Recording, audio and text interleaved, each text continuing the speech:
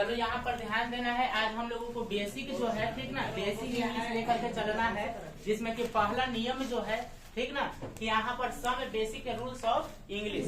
अभी हम लोग लिखे समझे हम लोग क्या कि सम का मतलब होता है कुछ, बेसिक का मतलब होता है आधार, रूल्स का मतलब ऑफ का मतलब ये ऑफ का मतलब 3 को डिपेंड करता है। अब सेंटेंस के अनुसार हमको पता चलना चाहिए कि का लगेगा, कि के लगेगा, कि की लगेगा।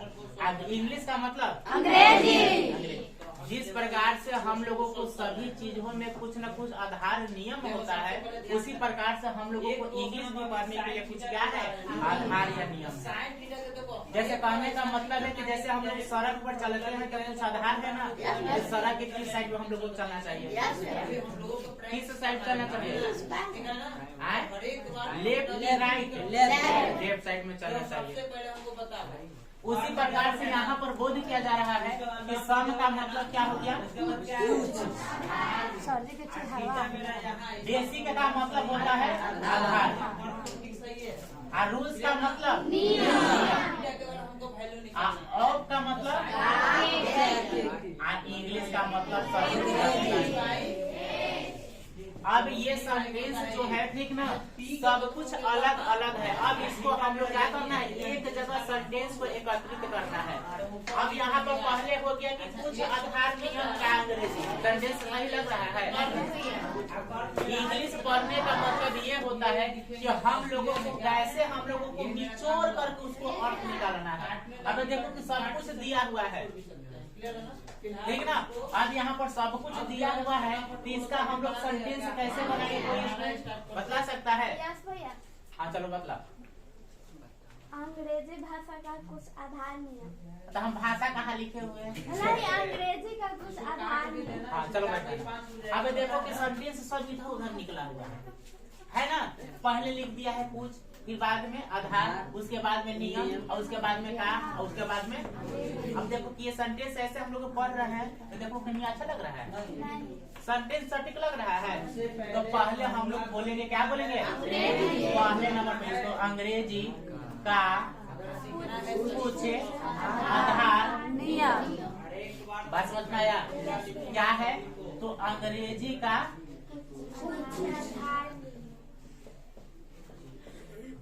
कुछ आधार नियम। बात समझ में आया? अब अंग्रेजी का कुछ आधार नियम जो है, ठीक ना, अब कैसे आधार नियम है हम लोग बारी बारी से हम लोग क्या करते रहेंगे, पढ़ते रहेंगे। तो सबसे पहले हम लोगों को मिलता है कि अंग्रेजी क्या है, ठीक ना, व्हाट इज, ठीक ना। या तो हम लोग एंड इंग्लिश भी कर सकते हैं, लेकिन सब्जेक्ट के पहले कोई आर्टिकल का प्रयोग हम लोग नहीं करते हैं, ठीक ना। तो इसलिए डायरेक्टली हम लोग ले करके चलेंगे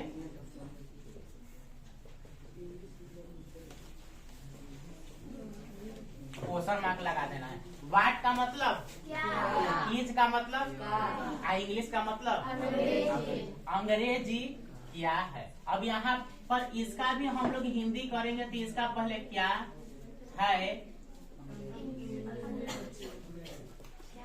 अब देखो उल्टा हो जाएगा। क्या है अंग्रेजी, सही बैठ रहा है सेंटेंस से? नहीं, हम लोग क्या करेंगे, अंग्रेजी क्या है, पहले इसको बोलेंगे अंग्रेजी क्या है। बात समझ में आया? अंग्रेजी क्या है। अब देखो सेंटेंस कंप्लीट हुआ। अब इसका हम लोग लेकर के चलेंगे, जवाब लेकर के चलेंगे कि अंग्रेजी क्या है, ठीक ना। अब यहाँ पर सबसे पहले बात को ध्यान देना है कि अंग्रेजी क्या है। पीछे वाले लड़का में से किसी छात्र को पता है, एनी स्टूडेंट? हाँ बोलो। अंग्रेजी एक मिश्रण भाषा है। मिश्रण भाषा है, मिश्रण क्लियर है क्या? जो फॉर्मूला लिखा क्लियर है? बैठ जाएगा लड़का। आगे वाला पेन से लड़का में, हाँ बोलो। इंग्लिश का मतलब कितना?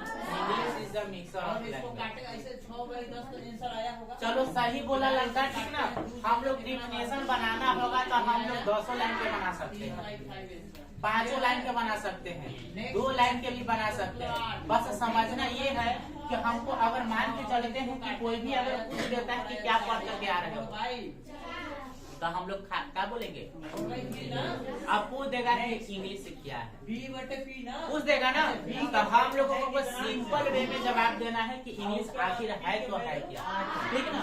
अब क्या एक लड़का बोला पीछे कि English is the mixer of language, लेकिन ये बात जैसे है, ये भी बात हम लोग कोई दिक्कत नहीं है। अच्छा ये बटे कोई कोई क्या कहेगा कि नहीं कि ये जो डिफिनेशन है एकदम बिल्कुल गलत है, ठीक ना।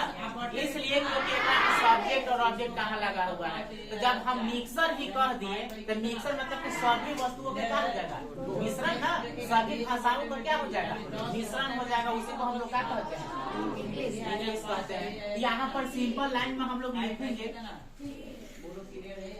अभी कोई नहीं लिखेगा इंग्लिश इज द मिक्सर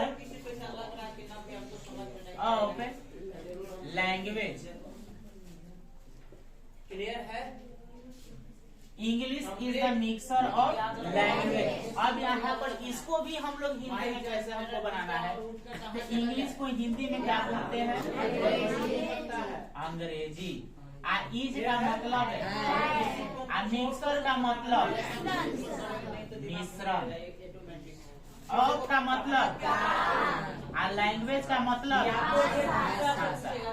अब यहाँ पर इसका भी हिंदी हम लोगों को मिल गया है। अब डायरेक्ट बोलेंगे कि अंग्रेजी है मिश्रण भाषा का। कंटे से बैठ रहा है, हम लोग सबसे पहले क्या बोलेंगे? अंग्रेजी भाषा का मिश्रण, अंग्रेजी भाषा का हमसे पूछा जा रहा है यही से। इसका हिंदी क्या हो गया कि अंग्रेजी इसका मतलब P/H ना, तो C से ही यानी थीटा से ही पूछा गया। इसका फिर भी इसका आएगा P का मतलब A। अब बताओ कोई दिक्कत है? मतलब अब यहाँ ये चीज को नहीं लिखना, ये समझाने के लिए हम लिखे हुए हैं। तुम लोगों को क्या लिखना है? ये लिखना है some basic use of English. इसका हिंदी लिख लेगा अंग्रेजी का कुछ आधार नियम, उसके बाद में नोट नंबर 1 लिखेगा यहाँ पर। ये सब नहीं, एरो देगा तो ये नहीं लिखना है, ये समझाने के लिए हम लिखे हुए हैं, ठीक है ना। अब दूसरी बात ये है कि सबसे पहले पूछ देगा, यहाँ पर हो सकता है कि इतना करने के बाद में पूछ देगा कि who is the father of English, करेंगे, ठीक है। कि अंग्रेजी के जनक कौन है। क्लियर है? पूछने वाला पूछ भी सकता है, इसी में सब ठीक ना। तो हम लोग सबसे पहले इधर साइड में हम लोग देख लेते हैं फॉर्मूला को गाइड किया। फादर ऑफ इंग्लिश, अंग्रेजी के पिता कौन है?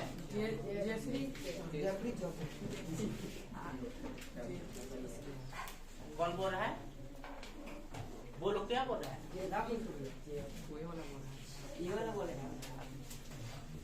तो याद रखना है कि जियोफ्रे चौसर, जियोफ्रे चौसर याद रखना कौन है? इंग्लिश के जनक है, जानता नहीं, जनक मतलब के पिता है, जियोफ्रे चौसर। इसको भी साइड कॉर्नर में कहीं पर लिख लेना और याद रखना है, बोलना नहीं है। इसलिए नहीं बोलना है कि कहीं भी चलते चलते कोई पूछ सकता है, अगर जो जानता होगा तो, ठीक ना।